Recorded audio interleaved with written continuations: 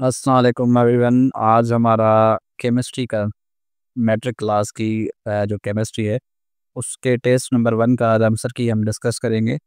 अच्छा, इससे पहले हमने 9th क्लास की जो फिज़िक्स है और केमिस्ट्री है वो बुक हमने कंप्लीट कर ली है सारे चैप्टर्स। और हम डेली चैप्टर वाइज़ जो है वो टेस्ट लेते हैं। और 9th क्लास की सिर्फ बायोलॉजी और मैथ रहती है, और इंशाल्लाह मैट्रिक क्लास की भी हम केमिस्ट्री और फिज़िक्स कंप्लीट करने के बाद फिर 9th क्लास की बायो और मैट्रिक क्लास की बायो साथ करेंगे। फिर उसके बाद मैथ्स जो है मार्कर में इंशाल्लाह उसको भी देख लेंगे, और उसमें से भी जो इम्पोर्टेंट चीज़ें हैं वो कवर कर लेंगे। तो इंशाल्लाह 1 महीने के अंदर-अंदर ये सारी चीज़ें हम कोशिश करेंगे कि कवर करें। इस मैट्रिक क्लास में भी मेरे ख्याल से तकरीबन 8 चैप्टर हैं, तो इंशाल्लाह ये 8 दिनों में कंप्लीट हो जाएँगे। और डेली हम चैप्टर वाइज़ टेस्ट लेते हैं, और इससे पहले हमने 2 से लेकर 8 तक साइंस कंप्लीट कर ली है। और एवरीडे साइंस प्लस में बहुत सारे जेएसटी के ओवरऑल टेस्ट, जितनी भी जो है तैयारी हो रही है ओवरऑल तकरीबन सारे टेस्ट्स की हो रही है, जो अपकमिंग टेस्ट हैं, और ख़ास करके जेएसटी जो हमारी टेस्ट है उसके लिए हम तैयारी कर रहे हैं। तो आप लोगों ने अगर ज्वाइन नहीं किया है तो मेरे यूट्यूब पे जाके आप प्लेलिस्ट में देख लें, पूरी सीरीज़ बनी हुई है और तरतीब से आप देख सकते हैं, उसमें सारी चीज़ें जो है वो रखी हुई हैं, ठीक है। और हम सिंध टेक्स्ट बुक बोर्ड से जो है 2 क्लास से मैट्रिक तक का एक हमारा टारगेट है, उसको हमने अचीव करना है और सारी बुक्स को चैप्टर वाइज़ कवर करना है।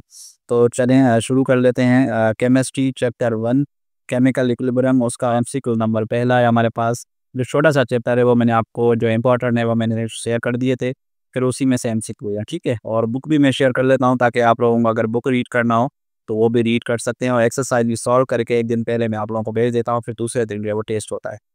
तो पहला answer to the chemical equilibrium is observed, तो ये है रिवर्सिबल रिएक्शन, ठीक है। क्वेश्चन नंबर 2 हमारे पास है, reaction is said to be equilibrium when rate of forward is equals to rate of reversible, ठीक है, या रिवर्स।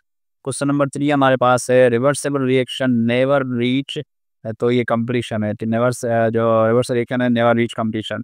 क्वेश्चन नंबर 4 हमारे पास है, इन dynamic equilibrium the rate of forward and reverse reaction is equal, ठीक है। क्वेश्चन नंबर 5 हमारे पास है, dynamic equilibrium can only be achieved in, तो ये क्लोज्ड कंटेनर हमारे पास है, ऑप्शन बी जो है 5 का राइट आंसर है। क्वेश्चन नंबर 6 है, equilibrium is possible only at a fixed temperature, मतलब फिक्स टेम्परेचर होगा तो इक्विलिब्रियम जो है वो अचीव हो सकता है।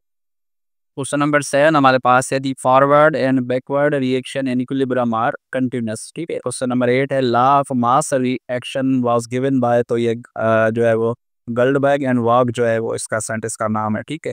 अच्छा जी, क्वेश्चन नंबर 9 हमारे पास है, according to law of mass action the rate of reaction is proportional to product of active masses, ठीक है। क्वेश्चन नंबर 10 हमारे पास है, the equilibrium constant is represented by, तो ये जो इसका सिंबल है वो कैसी है। क्वेश्चन नंबर 11 है, KC is expressed in term of molar concentration, ठीक है।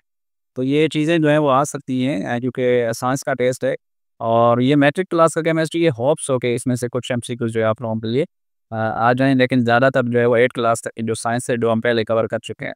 9th मैट्रिक की इसीलिए कर रहे हैं ताकि इसमें से भी एमसीक्यू आ सकते हैं। क्वेश्चन नंबर 12 है, which one is independent of initial concentration, तो ये कैसी हमारे पास है। क्वेश्चन नंबर 13 है, और the value of KC tells us extent of reaction, sorry. Question number 13 का जो है वो बी ऑप्शन है। क्वेश्चन नंबर 14 हमारे पास है, इस केसी इज वेरी लार्ज, ये जो मीन्स रिएक्शन फेवर्स प्रोडक्ट, मतलब अगर केसी की वैल्यू लार्ज होगी तो रिएक्शन जो है वो फेवर करेगा प्रोडक्ट साइड को। क्वेश्चन नंबर 15 है, अच्छा, 2 साइड होती हैं, एक होता है रिएक्टेंट साइड, और इधर सॉरी, मैं इधर कर लेता हूँ।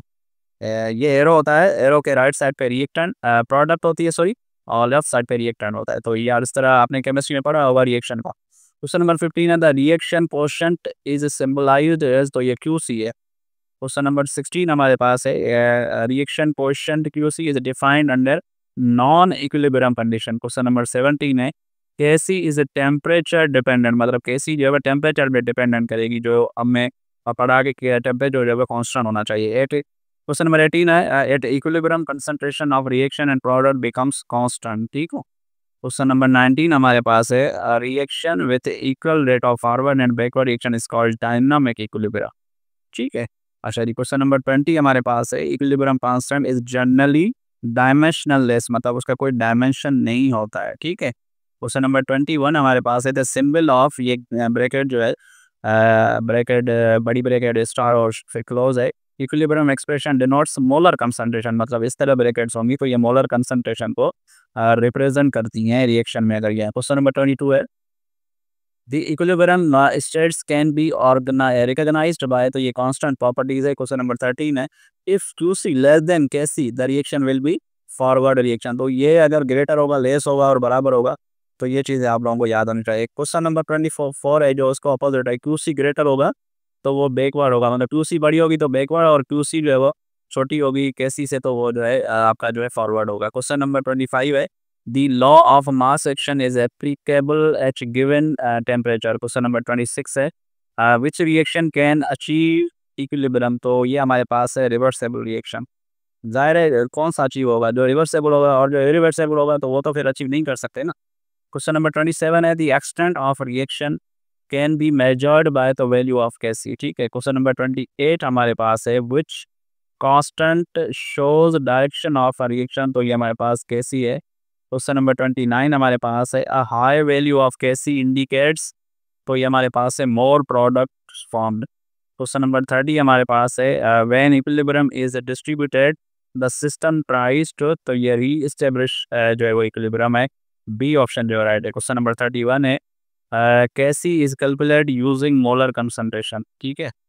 क्वेश्चन नंबर 32 हमारे पास है, when forward reaction rate increase backward rate must dash at equilibrium remains equal, ठीक है। क्वेश्चन नंबर 33 हमारे पास है, a closed container is necessary to maintain dynamic equilibrium. Question number 34 हमारे पास है, reversible reaction process in both forward and backward.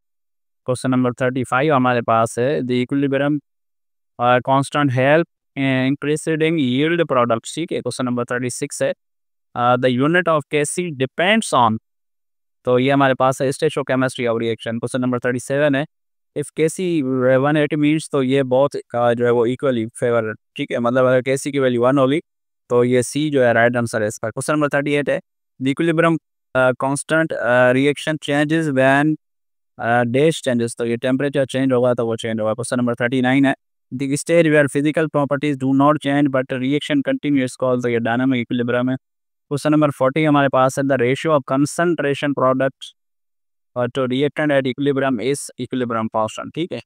तो ये एक छोटा चैप्टर था, इसमें से जो मैंने घुमा फिरा के एमसीक्यूज दी हैं ताकि आप लोगों को याद हो जाए, तो इसमें से ज़्यादा कोई जो है वो बड़ा चैप्टर नहीं, केसी और क्यूसी और इक्विलिब्रियम और डायनामिक ये सारी चीज़ें हैं। तो इस वीडियो में इतना ही, इंशाल्लाह नेक्स्ट वीडियो में हम चैप्टर 2 डिस्कस करेंगे।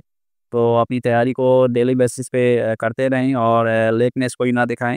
कभी भी टेस्ट का जो टाइम टेबल आ सकता है, अभी तक सिलेबस हमें नहीं मिला है जीएसटी का, तो जैसे ही सिलेबस मिल जाएगा तो इंशाल्लाह हम फिर वो भी डिस्कस करके उस हिसाब से फिर जो हमने तैयारी की है फिर उसको हम समराइज़ करके अच्छे से उसको वाइंड अप करेंगे तैयारी को। तो इस वीडियो में इतना ही, मिलते हैं नेक्स्ट वीडियो में। Thank you so much, take care and अल्लाह हाफ़िज़।